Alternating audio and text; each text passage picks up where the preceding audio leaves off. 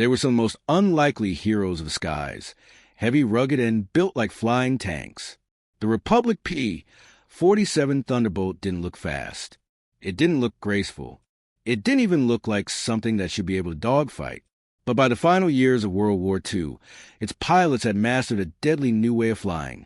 One so shocking, so dangerous, that even seasoned Luftwaffe veterans couldn't believe what they were seeing. They called it the suicide dive. But to the men who flew it, it was a calculated weapon, a maneuver that would give them kill ratios of 19-1, and turn the P-47 into one of the most feared fighters ever to take the skies. In the early days of the war, things didn't look promising for the Thunderbolt. When it rolled out in 1941, American pilots weren't impressed. It was big, over 10,000 pounds when loaded, twice as heavy as a Spitfire, and nearly a ton heavier than the German Messerschmitt Bf 109. Its massive radial engine gave it a thick barrel-shaped fuselage, earning it the nickname the Jug. But it also made many wonder whether this brute could really stand up to the sleek, sharp fighters dominating the skies over Europe. At first, the skeptics seemed right.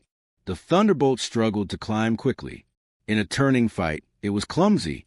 The Luftwaffe's Bf 109s and FW 190s could twist and roll circles around it. Pilots flying their first missions complained that they couldn't even see enemy aircraft before being bounced by them. "It's like flying a brick," one early P-47 pilot muttered.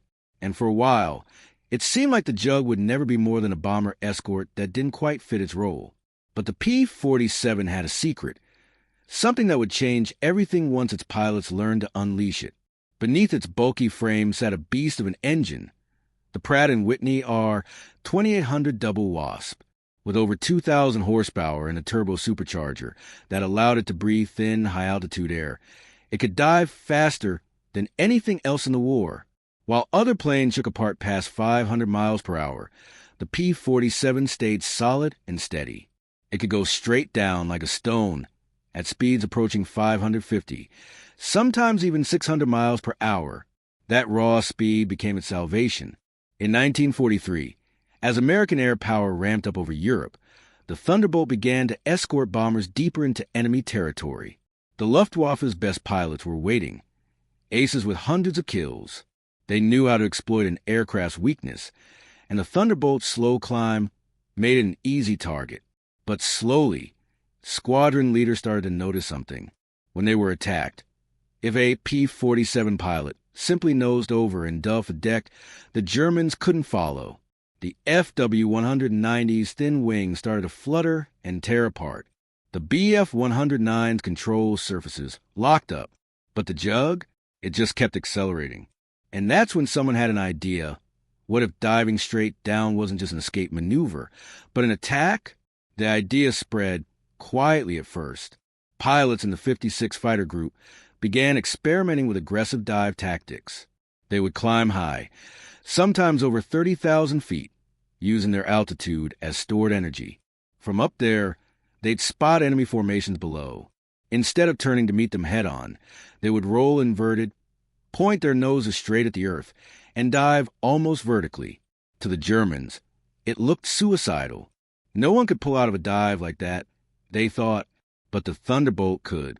Its enormous weight gave it momentum. Its strong airframe could take the pressure, and its turbocharged engine provided stability even as the altimeter spun like a clock on fast-forward. The first time they tried it, the results were astonishing. The German pilots didn't know how to respond. They were used to graceful turning fights, where skill and reflex ruled the day. The P-47s, on the other hand, struck like hawks diving on prey. By the time the Luftwaffe pilots spotted them, they were already under attack. The Americans fired their 8.50 caliber machine guns, each spitting out 13 rounds per second, and then zoomed back up into the sky before the Germans could even react. The air battles that once seemed hopeless now turned decisively in America's favor. But it wasn't just tactics that changed, it was mindset. Thunderbolt pilots began to realize that their aircraft wasn't meant to dance. It was meant to punch. Hit hard, hit fast, and get out, they said. They stopped trying to dogfight and started to ambush. Their dives became faster and steeper with every mission, until the phrase, "go straight down," became almost a mantra in squadron briefings. It wasn't bravado, it was strategy. The new doctrine turned the Thunderbolt into something entirely different, an airborne predator that hunted from above. The Luftwaffe, already stretched thin by losses on the Eastern Front, couldn't keep up. Its aces were being replaced by inexperienced rookies with just a few hours of flight time. Against the P-47's thunderous diving attacks, they stood no chance. Within months, kill ratios began climbing to unbelievable levels, 3-1, 5-1, and then, in some units, an astonishing 19-1. Behind those numbers were men, farm boys, mechanics, and college kids barely in their 20s, learning the art of control chaos. The P-47 demanded nerves of steel. Diving straight down at nearly the speed of sound meant blackouts were common. The G-forces on pullout could reach 8 or 9 GS, enough to blur vision and make blood drain from the brain. Many pilots passed out mid-dive, trusting only their instincts and their aircraft strength to bring them home alive. Some didn't make it, but those who did came back with stories that defy belief, of slicing through formations, of blasting enemy aircraft from the sky, of surviving dives that should have torn them apart. By mid-1944, the transformation was complete. The plane once mocked as a flying bathtub had become the Luftwaffe's nightmare. Even German intelligence began reporting strange new American tactics, pilots who attacked from impossible angles and seemed to die without fear of destruction. The myth of invincibility surrounding the FW-190 and the Bf-109 was shattered. The skies over Europe no longer belonged to Germany. Yet this was just the beginning, because what came next would push both the plane and its pilots to their absolute limits. As the war intensified and the missions grew longer, the P-47 units began to face new challenges, ones that would test not only their machines, but their courage, endurance, and the very limits of flight itself. By the summer of 1944, the Thunderbolt's legend was spreading fast. Across air bases in England, France, and Italy, new squadrons arrived, wide-eyed replacements who'd only heard rumors about the Judd dives. They were briefed quickly. Don't turn with the enemy. Don't climb to meet him. Get high, pick your target, and when you dive, go straight down. The instructor said it calmly, but everyone knew what it meant. Straight down didn't mean 45 degrees. It meant 90. No shallow angles, no gradual descents, just pure vertical fury. Pilots remember their first time vividly. You'd roll inverted, stare at the clouds spinning beneath you, and then push the stick forward until the horizon vanished. The world turned into a blur. The altimeter needle spun wildly, faster than you could read it. The wind screamed, the airframe groaned, and the controls stiffened like stone. Then, through the vibrating canopy, you'd spot your target, a black speck slicing across the silver sky. And for a few eternal seconds, you were the fastest thing alive. The German pilots didn't stand a chance. They had relied for years on agility and sharp turns to escape pursuit. But against a diving Thunderbolt, there was nowhere to go. The .50 caliber guns on the Jug, 8 of them, created a storm of leads so dense that even a split-second burst could rip a fighter apart. One pilot from the 56 Fighter Group described it simply. When I pressed the trigger, the whole airplane shook like it was angry. Soon, entire Luftwaffe formations began breaking apart the moment Thunderbolts appeared above them. The German ace Hans-Ulrich Rudel once wrote that American fighters attacked like hawks, falling vertically with incredible speed. Many of his comrades thought these dives were impossible, that no aircraft could survive them. But the Thunderbolt proved otherwise. Its thick wings, steel armor, and enormous weight, once mocked its flaws, now became its greatest strengths. Each dive became a deadly calculation. Pilots had to know when to pull up or risk never coming out. The force of gravity at terminal speed could crush a man against a seat. Blackouts were common. Pilots would tense every muscle, grunt, and hold their breath. Techniques borrowed from test pilots to keep from losing consciousness. Some would even time their dives using the altimeter alone, pulling out by instinct when their vision narrowed to a tunnel of gray. Those who misjudged by even a second disappeared in flashes of smoke and twisted metal. And yet, despite the risks, morale among P-47 units soared. They began naming their planes with fierce pride. Thunderstruck, Big Ass Bird, the Reamer, Bonnie B, Topsy. Every pilot decorated his jug like a badge of honor, painting kill markings or pin-up girls on the fuselage. Maintenance crews worked tirelessly, patching bullet holes, replacing engines, and rearming the massive machine guns for the next sortie. These men knew what their pilots were doing out there, and they took it personally. The camaraderie among Thunderbolt pilots became legendary. In one squadron, when a pilot didn't return from a mission, his wingmen would dive and salute over the airfield, pulling up sharply in the missing man formation, a solemn tribute to those who never made it back. Each victory carried a memory of loss, and yet the missions continued, because by now the P-47 was more than just a fighter. It was a symbol of American resilience, an airborne animal that could take punishment and still deliver devastating blows. What made the P-47 so unshakable in these dives wasn't just brute strength, it was innovation. The aircraft's turbo supercharger system was a masterpiece of engineering. Air was compressed through a series of ducts, keeping engine performance steady even at 30,000 feet. That meant Thunderbolts could dive from extreme altitude without losing power, giving them unmatched control as they leveled out near the deck. In contrast, German fighters would sputter and lose engine efficiency in the same conditions. Another overlooked advantage was the Thunderbolt's sheer size. The heavy frame acted as a natural air brake when pulling out of the dive, preventing the catastrophic overstressing that plagued lighter aircraft. Pilots joked that it was the only plane that could dive to hell and climb back out with the devil still chasing it. As American air superiority grew, the Thunderbolt's role expanded. It wasn't just a high-altitude killer anymore. It became a scourge of the ground war. Using its toughness and firepower, the Jug was repurposed into one of the most feared fighter bombers of the conflict. It could carry 500-pound bombs under each wing and still fight like a predator. Pilots attacked rail lines, convoys, and tanks across occupied Europe. German soldiers soon learned to fear the distinct roar of its radial engine.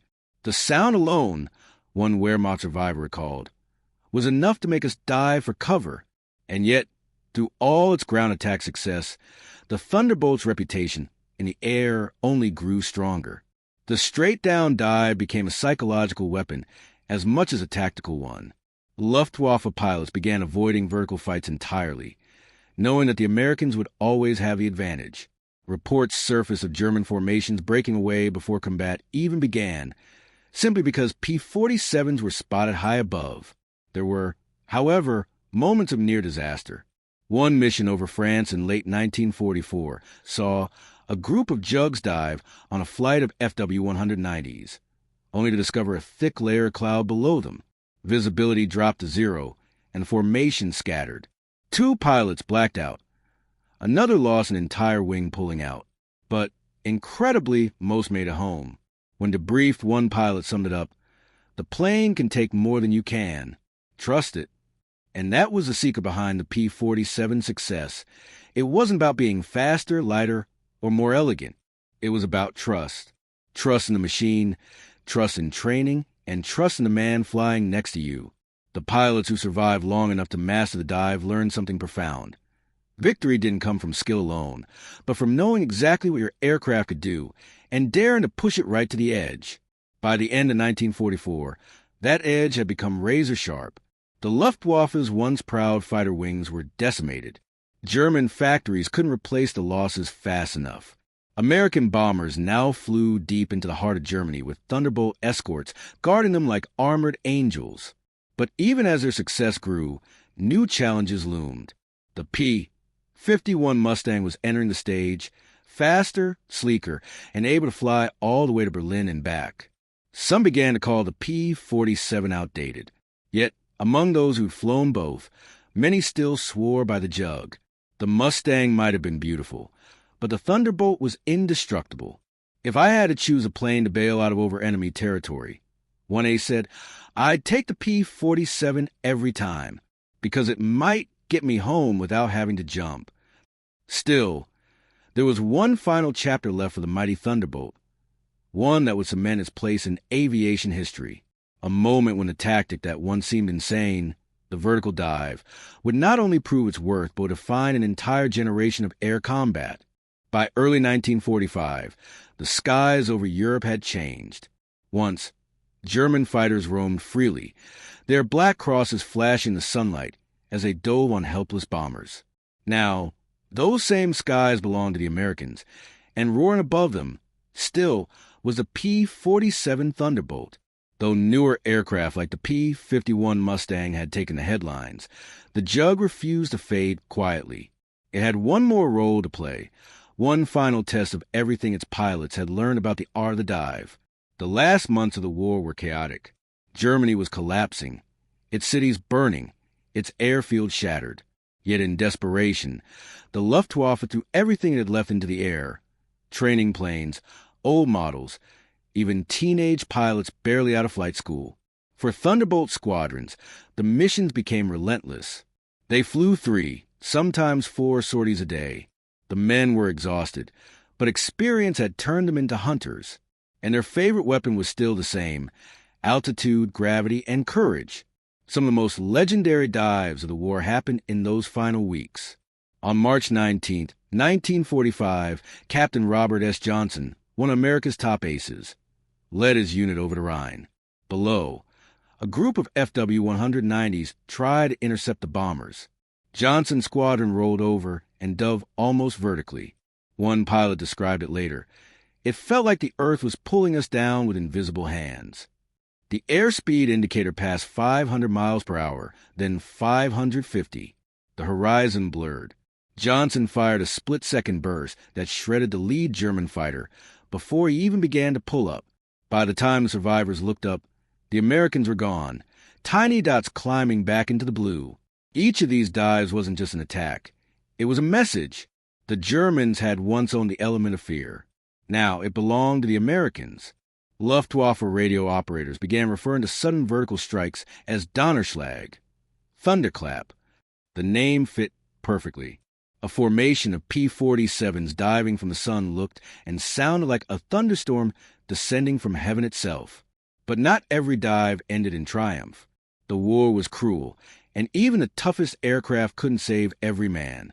Some Thunderbolts vanished into the clouds and never came out. Others returned home riddled with holes, their pilots pale from near blackouts. One ace recalled losing consciousness during a dive over northern Germany. When he came to, the altimeter showed less than 1,000 feet. His plane was screaming over treetops at more than 450 miles per hour. He barely leveled off in time, engines smoking, wings creaking, but he made it home. His crew counted 168 bullet holes. Stories like that spread through every squadron, half cautionary, half heroic. The legend of the Jug grew larger with each retelling. It wasn't a glamorous aircraft, but it had earned something deeper: respect. Even German prisoners admitted they feared it more than any other American fighter. The P-47 could take a cannon hit, one Luftwaffe pilot said, and still be flying when we were burning. As the Allies advanced across France and into Germany, the Thunderbolt found new ways to make its presence known. Pilots used the same diving tactics against ground targets, coming in vertically on enemy trains, bridges, and convoys, releasing bombs at the last possible second. The impact was devastating. One squadron destroyed more than 100 vehicles in a single day. The air trembled with explosions, smoke, and the rolling thunder of radial engines. By the time the war in Europe ended in May 1945, the statistics spoke louder than any boast. P-47 units had destroyed over 7,000 enemy aircraft in the air and more than 6,000 on the ground.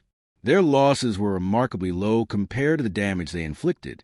In some groups, the kill ratio really had reached that astonishing 19-to-1 mark. For every Jug loss in combat, nearly 20 enemy fighters were destroyed. But the numbers alone didn't tell the full story. The true power of the P-47 was psychological. It changed how pilots thought about air combat. It proved that victory didn't always belong to the most graceful or agile plane. Sometimes, it went to the one that could dive harder, hit stronger, and take the punishment without breaking. It was a triumph of durability over design elegance, of sheer will over fear. When peace finally came, the Thunderbolt began to disappear from the front lines.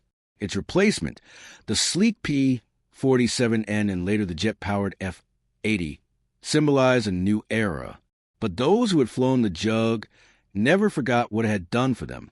At reunions years later, old pilots would laugh as they remembered the first time they pushed the nose straight down and prayed the wings would hold.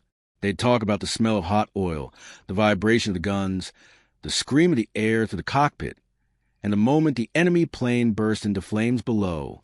Some of them confessed that, even decades later, they could still feel the dive in their bones, that dizzying drop, that split second when you weren't sure if you'd pull out in time. It wasn't just combat, it was a leap of faith. In the end, that's what made the P-47 story unforgettable. Not its speed or looks, but its defiance of logic. Everything about the Thunderbolt said it shouldn't have worked. It was too heavy, too big, too blunt. And yet in the hands of fearless pilots, it rewrote the rules of aerial warfare. Its dive, once mocked as reckless, became a masterpiece of controlled destruction. Even today, when restored Thunderbolts thunder through the skies at air shows, spectators feel something ancient in that sound. It's more than nostalgia.